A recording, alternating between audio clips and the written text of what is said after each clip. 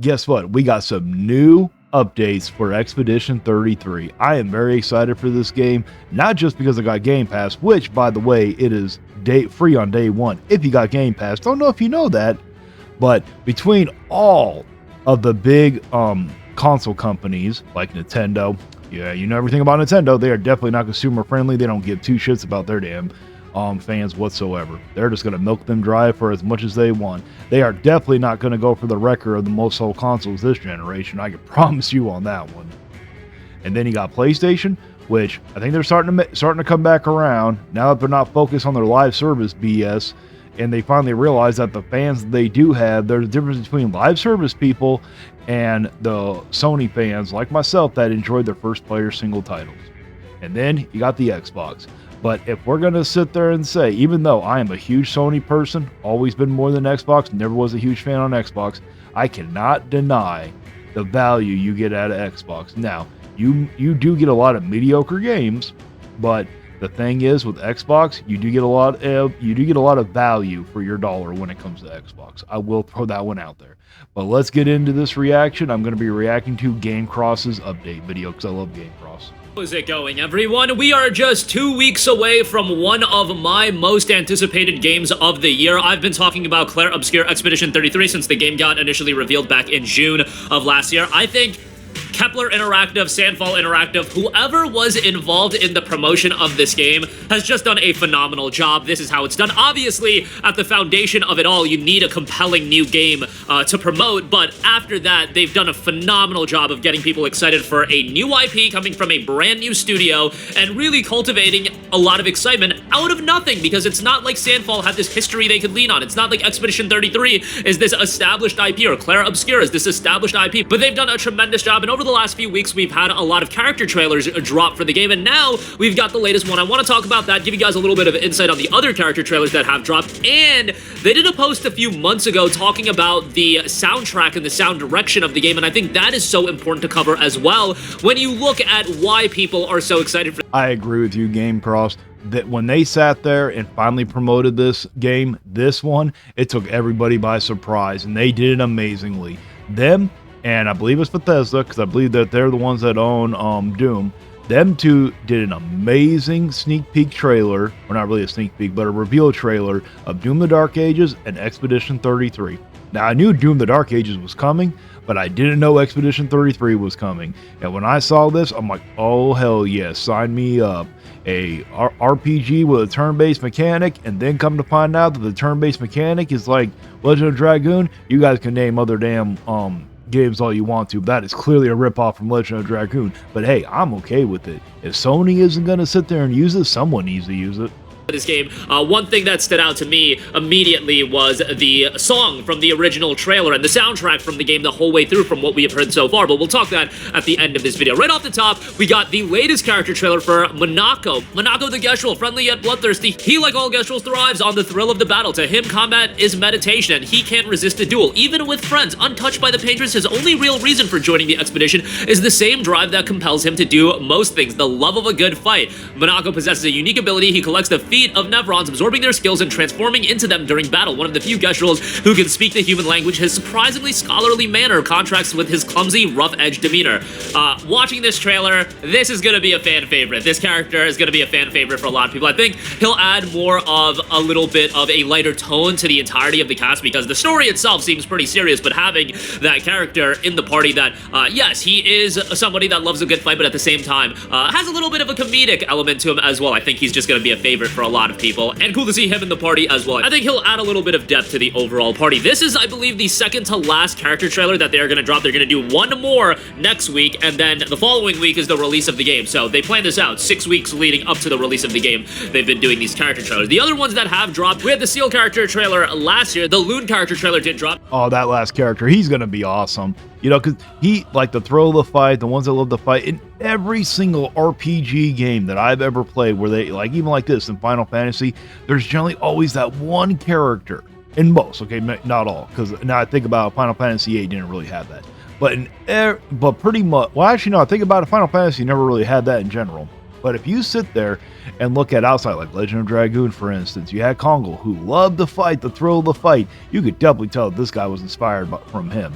but they generally always have that one character who just loves to fight. They don't really have a big reason to join. They just love a sense of adventure and they love the thrill of the fight. Meet Lune, the passionate scholar and mage, the daughter of prominent researchers. Lune has a deep thirst for knowledge and has sacrificed everything to complete her parents' work. Her one goal is to unravel the mystery of the paintress, entrusted with charting a path for the expedition. Lune feels keenly the weight of responsibility and the stakes involved. She cannot and will not allow the expedition to fail. Then you had Mael, who is voiced by Jennifer English, the youngest member of the expedition, a shy loner eager to fly. Orphaned at age 3, she has never felt at home in Lumiere. She has difficulty connecting with and trusting others, but has come to appreciate her foster brother, Gustave. At 16 years of age, she is significantly younger than her fellow expeditioners. Unlike them, she views the expedition as her chance to explore the world and finally forge her own destiny. Then you do have Gustave. Gustave grew up feeling suffocated by the paintress's constant presence. He has dedicated his life to the city's defense and agricultural systems, striving to protect and provide for his people. Now as an expeditioner, he devotes his final year of life to defeating the paintress and reclaiming a future. And then, like I mentioned, and then so far, the women characters, even the main characters, they look badass. Every single one of them. They have different fighting styles, different weapons. They all look like they're going to play a part and they're a huge badass. And also, now I'm going to sit there and say the adult women, the adult characters are very attractive. Okay, we're not getting ugly adult characters like we did in Star Wars Outlaws and in the new Naughty Dog IP. Honestly, I do not think the new Naughty Dog IP is going to do as well. Not as well as Last of Us. Not even close. At the top, we covered the CL character trailer last week, but she is a farmer turned teacher. She's a warm and outgoing character, enjoying life day by day. She's at ease with death, having long accepted the brutality of their world, but her teasing smile masks a dark and painful past. Though deeply committed to the expedition, she is troubled by the specter of failure. They will do all in their power, and it will either be enough or it won't. So she was the last character. We've got one more character trailer next week, and that'll round out the party for Clair Obscur Expedition 33. I do want to go over one thing. Lorian Testard, who is the composer for Clair Obscur Expedition 33, there was a lengthy post made going over his history, and I do want to bring this up because I feel like the sound direction and sound in general in any trailer, especially a debut trailer, I feel like is so important, and I thought right off the bat they nailed that with Expedition 33. I hate to constantly go back to Prince of Persia: The Lost Crown, but Prince of Persia: The Lost Crown is a game that I ended up really enjoying, but that debut trailer with that song choice, I just feel like it is not even understanding the tempo of what you were trying to reveal. It is. I never played Prince of Persia: The Last Crown, but I'm going to agree with him. That debut trailer was terrible. The marketing behind that game was terrible. And you know what? Maybe if they would have promoted it better, I might have sit there considered playing it. But the way they promoted it, I saw that one trailer, I had no want to even sit there and play it. No want, never did.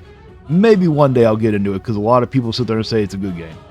Not going along with what the game is. You've kind of destroyed the identity if you don't have correct sound direction, and I feel that happens so much with Prince of Persia: The Lost Crown. With Clair Obscur Expedition 33, I thought the sound direction the whole time has set this tempo for what this game is. It is a grim game that you are getting into, and go back and watch that initial trailer.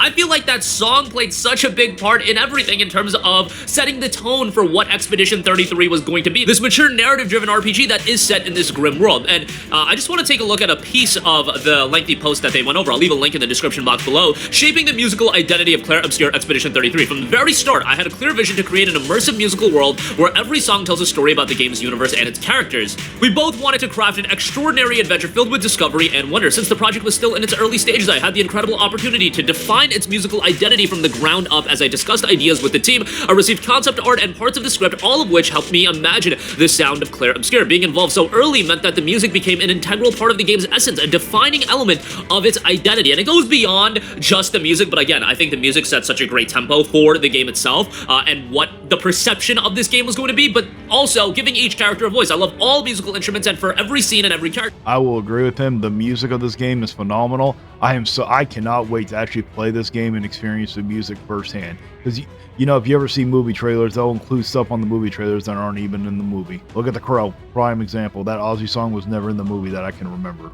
I carefully select the ones that best reflect their personalities. For example, in the themes that have already been released, Gustave the cello in this theme expresses what I feel for his character. I wanted to capture the love he carries for Lumiere despite the ever-present threat of the paintress and Monaco. I chose the saxophone as the lead instrument to reflect the madness, energy, and liveliness of the Gestrels. And there's one instrument with special significance in the game, the human voice, beautifully brought to life by Alice Dupont-Percier. Voices the heart of Expedition 33's music, almost as if the voice of the world itself. It plays a unique role in shaping the game's story and atmosphere, carrying deep emotions and meaning. I've already seen some interpretations of the game's lyrics, and it's always fascinating to read how listeners connect with the music in their own way. The lyrics are sometimes clear, sometimes shrouded in mystery, and I'm eager to see how players will interpret them and shape their own experiences through the music. So, wanted to go over that post, again, because I think from that very first trailer, the sound and the song set the tempo for my expectation. And it wasn't just that, obviously, it's in conjunction with everything else, but music is such an integral part of gaming, and I think when it comes to game promotion, song selection, sound direction, look, think about all of the trailers and the... You know, a good soundtrack makes the game very enjoyable. There have been some really good games with terrible soundtracks, like Final Fantasy X. That soundtrack was terrible. But I still made it through. I enjoyed the story, enjoyed the characters. I wasn't a huge fan of Titus, but I did enjoy the game overall. But that soundtrack, it was hard to get through. Amazing trailers that we've seen over the years, like that Metal Gear Solid 5 trailer with Sins of the Father, like that sticks out to me. And a lot of that is because of the song choice, and I think they've nailed that with Expedition 33, with so far with what I've seen. But wanted to go over that as well. That'll do it for me.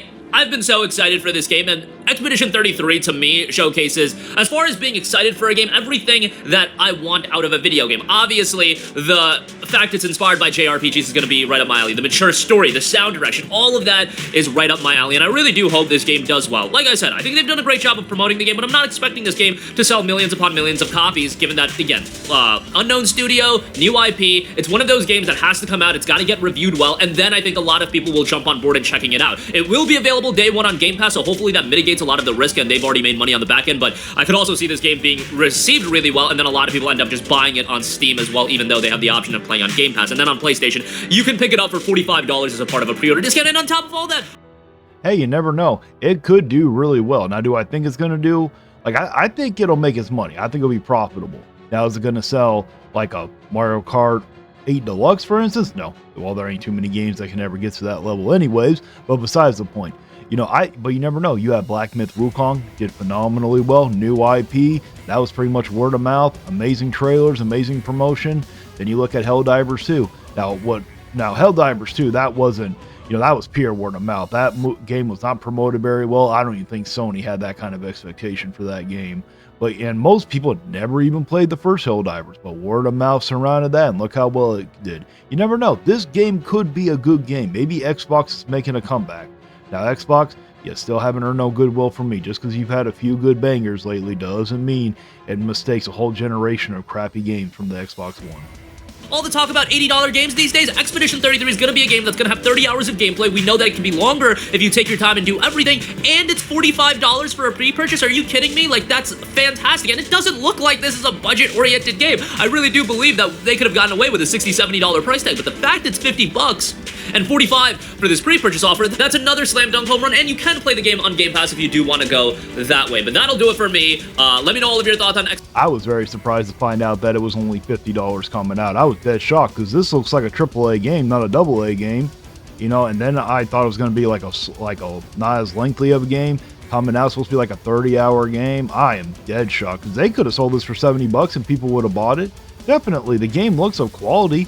You know, unlike Mario Kart World. I know you guys didn't come to sit here and listen to Nintendo, but I got to keep throwing those references into Nintendo on that one. Well, that's it for my reaction. Let me know down in the comments if you agree with me or not. Please like, share, and subscribe. And until next time, stay vigilant.